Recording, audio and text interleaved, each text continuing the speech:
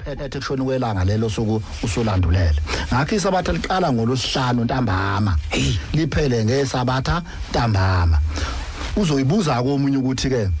kuyenzeka u6 ashaya imini ilanga la7 cha akuyona inkinga lokho inkonzo isuke izongena ubani u6 kodwa ngeke ushiye usabasa umlilo endlini yakho ngokuthi ilanga likashona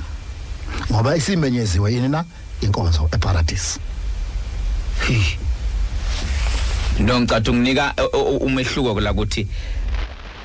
ahambe ngesikhathi sewasho hours 24 hours 48 hours cha sibuka ukuthi ilanga ngikhathi lishona isabatha ilaqala khona yebo ngolosihlanu kade kushona ilanga yes ngesikhathi liyoshona futhi ilanga kuphela isabatha khona ubuza umbuzo lana othi ngiyakuzwa baba uyakhuluma nje impela ngamthanda usisho ngeze lincane ngiyamuzwa uyakhuluma nje kodwa akakhulumi ngokwehlula komphefumulo yini ngosuku lokugcina anganomusho kodwa ke simuzwe angichazele phela uShembe nangomlawula komphefumulo ngosuku lokugcina anganitshela ukuthi uNkulunkulu muphi kanjani uya kanjani ungenawo umoya ongcwele ngiyamuzwa chabo sengisho ikhathe enyingi kuwo lo msakazo kuwo lo mbhobho ngihambe ngithi lokho akhona kwethu asikaze ngathi asikholelwa ukuthi sizophila sikholelwa ukuthi sizofa ebese siya ngale kuNkulunkulu siyophendula ukuthi senzene ngapha kodwa ke mhlamba kaze silithole ithuba kodwa nje isikhathi singasikhuluma ngomoya ongcwele sikhuluma ngale yep ngakhuluma ngalento ngathi iBhayibheli siyakhuluma ngoba liwukhiye ngathi iBhayibheli liyibridge eliphakathi kwempilo yala nempilo yangale ngathi ibridge ephakathi kwalomhlaba nalo yamhlaba ngathi ibridge phakathi kokuphila nokufa ngathi ibridge phakathi kwezihlobo zethu esezasishiya uNkulunkulu asithembisa ukuthi ngosuku lokuvuka siyobonana nezihlobo zethu ngale ngakho kufuneka abantu bayibuke lengosi bayibuke ngalokho bayibuke ngokuthi sikhothe eBhayibhelini bese sisupporta ngeminye imibhalo hayi ngoba lembhalo sikholelwa kuyo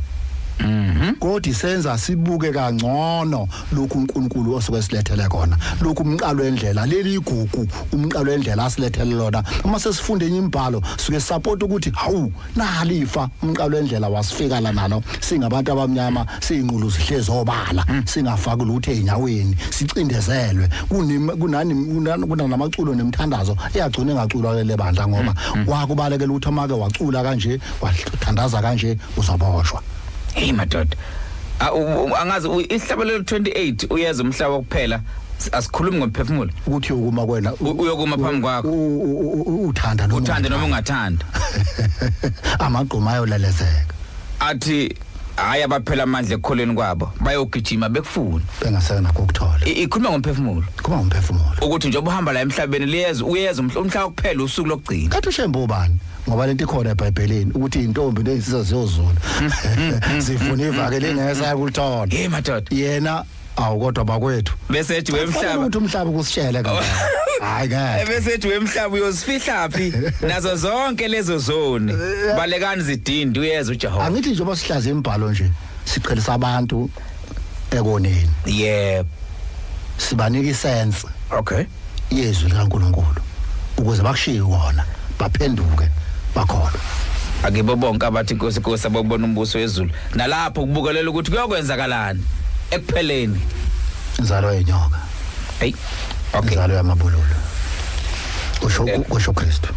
khona okhala ngefundiswa ngathi nawe uyakufaka la uthi ifundiswa nelibulali ize kube nayibulali eAfrika ake simlalela amacengwane ake simuze ngifuna ukuzwa ngawe hayi akusha ake simuze dokotela uyadabukisa ukuthi izifundiswa zakithi sisaqhuquzela ukubane sikwazi ukuthi abantu abamhlophe basifaka kanjani ingqondo engqondweni ukuthi kwamele sibe nayiphi inkolo uma ngabe uzwa bukhothwa izincwadi ezibhalwe izifundiswa ezinkulu zakwamanye amazwe kungakhulunywa ngezinto ezenzeke lapha ekithi eAfrika umqali wendlela ungumprofeti weqiniso wayethunywe esizweni sabantu esizolungisa ukuduka kwabantu akukho ncwadi yayimhola noma elifunda iBhayibheli wayerefer kulokho kumele arefer khona. Ingakho aphuma even eWilsel lapho kwakufunda khona iBhayibheli khona. Into ebalulekile njengamanje na ukubane uthini umoya kulabo abaholwa ngumoya ngezwe nangumAfrika kulesikhathi samanje. Ingabe incindezelo iyokusuka nini? Ingabe umqondo wethu uyowashwa nini? Lento iyafakwa kithi. Ngakho izifundiswa zakithi siphethe iflag elikhulu lokuthi zicindezela zingaqamisi ubu-Afrika bethu ukuthi yizini izinto esifuna ukuzenza. Kunabaprofeti abaningi ababekhona, oNongqawuza, o-Alice bakwamanye amazwe, Kipavita, baningi akushiwo lutho ngabo. Uthini umoya, hayi umbhalo eyifundiswa. Zifundiswa niyasicindezela nayibulali iAfrika futhi niyiqeda nya. Hayi apha mangapha. Hayi ngiyamuzwa kodwa into engiyithandayo ngaye usevele yena qobo ngalokho akusho kumbono nombuzo wakhe. Wangiphendulela futhi awusengiphendule ngiyabonga angazi kuba kuthi ngiyamazi ngabe ngihamba nje ngiyabonga impela ngihambise nje iguqa ngiyabonga ngoba uyashaya ngiyabonga ngoba phela uhamba azazi afike afake phakathi uCredo umuthwa ushuvu samazulu esakhuluma ngayo kodwa mhlambe ngoba phela uKhozi usuku nosuku liba nabalalela abantu uluhlelo solo nabantu abaningi akusho ukuthi ungena kwakho ufice ufike sesidlulile akazi awusesakhuluma ngabo Credo umuntu ngakhuluma ngayo uCredo umuntu angaze ngakhuluma nangonongqawuse lo wakhuluma ngayo ngaze ngedlula mina ngakhuluma ngonontetha wakwankwenkwe ngakhuluma ngoSharon Adetutu Omotoso owayekhuluma ngepolitics of hair abantu baseAfrika laba kudala kwakhuluma ngale ngaze ngakhuluma cishe kwangumhla ka8 August nomhla ka15 August ngikhuluma ngechronology yeBhayibheli igameko zeBhayibheli negameko zomhlaba ngaze ngakhuluma ngenye ijournal yakhona lapha eAfrican ebizwa nge-The Journal of Pan African Studies ungakhotha volume 12 unumber 8 kaDecember 2008 ngikhotha izinto ezibhalwa abantu balapha ezweni lakhe ngakhuluma ngoReverend Samuel Akibonde Sadali waseLogosi ikhona lapha eAfrika uNkabinde owabikezela ufika kwaShembe wale nquthu ohamba wazofika ophongolo ngaze ngawumphetha ekuphakameni wabe ufashama ngakumhla ka5 kuSeptember ngikhuluma ngoNkabinde ngingakhuluma futhi ngomhla ka5 September ngaze ngathinta udaba lenkosi uCetshwayo ngakuthiswa inkosi uMaqoma ngathutha uLebongola kaMzilikazi kaMashobane macengwane ngamkhumbuza nabalaleli ngaze ngakhuluma ngoKing Sekhukume ngakhuluma ngoMakhanda noMabhokhe mina engangikhuluma construction of ilongana icolonial library eyayenzelwe ukuthi icindezela abantu abamnyama kodwa kusetshenziswa inkolo ngakhuluma mina ngoArchbishop Melingo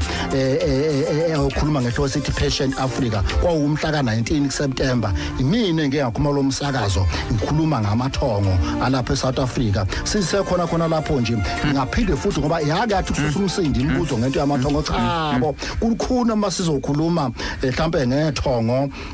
uSonzwaphi sasikhulume ngayo kube kubi ukukhuluma ngethongo uSonzwaphi kodwa mawuthi Apollo kube kuhle amawuthi Gabriel kube kuhle uSonzwaphi noApollo noGabriel kushinto eyodwa ithongo lokuprofeta uwona nje uSonzwaphi nomkhubulane laba no Apollo ngibakhumbula ukuthi ilona thongo elalihola uDaniel wayikhuluma ngezinto ezayizokwenzeka esezivuka kuphi na kwincwadi yokugcina eTestamenteni elisha okuthiwa isambulo kodwa khunya ngaze eTestament edala kwincwadi kaDaniel uApollo lo uGabriel uSonzwaphi phela thina sesizwe ngoGabriel manje mawuthi umuntu awusephatha uSonzwaphi uShembe kangeni uSonzwaphi usho ukuthi uShembe kangeni Gabriel awubakazi ukuthi uSonzwaphi yena uGabriel yabo njalo ngeke ngithi ke mina the more you learn is the more you become educated. The more you become educated is the more you get closer at the proximity of knowing that you know nothing. Once you realize that you know nothing, usuhambe kakhulu ngophesheya nepassport akazi uyishayelile obekusavalile kuwe ufuna ukudokotela into ebalekile la umuntu akenze njani ngithi ngesikhathi ufunda yep uyanguya ube isifundiswa wakati uyanguba isifundiswa uyanguya usondela endimeni yokwazi ukuthi awazi kangakanani ngesikhathi ufunda la uthola khona awazi kangakanani yazi ukuthi awazi kangakanani uma usaclaim ukuthi uyazi ayisafanele ungakafundi fanele kuyongena kwelinye class ufunde nje lento encane bese uthi yabona nje basikhuma lapha nje thina asisho ukuthi sakuphelele akaze sisho ukusho yithi kuphelela kukho kunye ongale nathi futhi izinto ezisho la siyazi ezinye uyazi macingwane ezinye sike sikhuluma singekho la emoyeni ngicine engayishongo yeah kodwa ngubone futhi umbuzo uthi azi lo mbuzo lo nginayo futhi answer bengaphendula futhi ngoba ikakhulu nje basikhuluma lapha sikhuluma ngokuhlanipha kwethu kunomoya ongcwele kamqalo wendlela oyehlele kithi okwazi usibonisa izinto esingakwazi ukuyibona ofakazela ihlabelelo bani 153 ezidhamsana lezi ndaba siyo wonke umhlaba ngihlaleleni nazo hayi asikhulumi thina lapho ukuhlakanipha lento inomoya kaNkuluNkulu othi hambisana lezi ndaba ngeke uhambise indaba ke with your own intellect nokuhlanipha kwakho bebethi abantu khona ingcitha aqopha naqopha thina zona ingcitha aqopha bona khona hey singabantu nje ngathi nomhlakana nathi uma awu umphuphethe uyanike futhi le kodwa dokotela ke angazi ijulile kodwa ngithanda mekuvela zonke kumbe kuvela bonke labantu okukhuluma ngaba abaprofeti nabantu abavelela baseAfrika akubuye kuvela ukuthi isikhathi esiningi mesuke sikhuluma sehambise ngokuthi njengomsakazo sibuye sibheka ama theme ukuthi umsakazo wenzani ngaleso sikhathi sasibheka kakhulukazi izinto ezithinta indulo sibheka izinto ezithinta imvelaphi enkolo njalo njalo ingakho kwavela ngakho usha ama date amaningi kodwa athinta uSeptember ani kwakwinyanga yamandulo kwakufanele sikhulume kanje awu phela ngithi sikhuluma lapho uKhozi FM yeah SABC kunamathema alandelwa awu dokotela angazi avele zasho ihlabo madoda yaphakama indwebe ngiyazi mase zisho kanjena dokotela indwebe mayisho kanje uvela ubone noma kanjani emgidini kusuke sekonakele ngempela sekuvalwa akade kwenzeka sekuzoqala okusha njengoba nathi ingozi sibeke emaphetheleni kodwa ngiyathanda la uthi lo mculo ocula la uthi kanti inkonzoni le wakwathi mawuchaza wathi indala ngisho eBhayibhelini awu indala amacengwane lisungulwa nje eBhayibheli yayisikhona emkhathini ukusekela umhlaba lenkozi ayikhona isuka phezulu eAfrika ngoba ngasho ngathi zonke izizwe qhamuka eAfrika noma ngawo lapho zikhona manje ngokuhleleka komhlaba geographically but zonke ziqhamuka eAfrika thina eAfrika senza labantu